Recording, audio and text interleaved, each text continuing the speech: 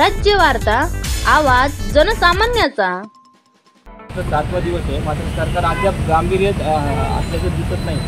आज माननीय श्री लक्ष्मण ठाके व नवनाथजी वाघमारे हे आज बिगर अन्न पाण्याचं पाणी न सुद्धा घेता 7 दिवस बसले।